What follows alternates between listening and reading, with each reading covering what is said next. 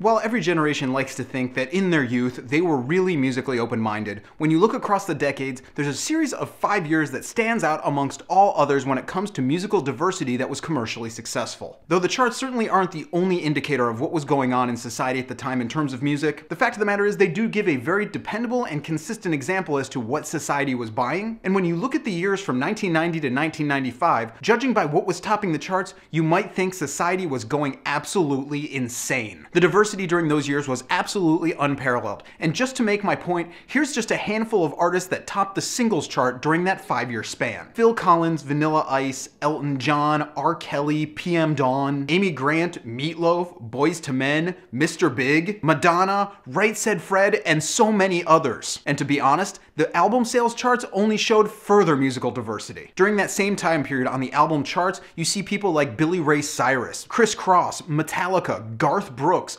Michael Jackson, Cypress Hill, Nirvana, Billy Joel, Pantera, Snoop Dogg, and of course, some little band called the Beatles did make an entry. Hell, even Kenny G had a #1 album during those years. The fact of the matter is, all bets were off and anybody could score a #1 album. From all across every conceivable genre, musicians were finding massive success within the buying public. And this was one of the main reasons that the first few incarnations of the Lollapalooza Festival were so fantastic, because they had such a wide range of bands you would never be able to find on the same bill anywhere else. Let's also not forget that during those years, the world saw the first ever unsigned artist to top the charts in the form of Lisa Loeb, and this was before the internet made something like that not as inconceivable. I mean, really, look over the other decades and the musical trends are very easy to spot. In the 70s, it was punk and disco. In the 80s, you have new wave and you have hair metal. In the 60s, you have the rise of the new style of pop music and hard rock. But in the 90s, it's not about grunge, because by 1995, that was all but gone, and the same goes for gangster rap, as it had morphed into something completely new. And working in reverse, at the beginning of the decade, you don't see that horrid version of rap rock that dominated the end of those years, nor that trend of pop punk that tortured everybody in the late years of the 90s. The fact of the matter is, when you look back at it,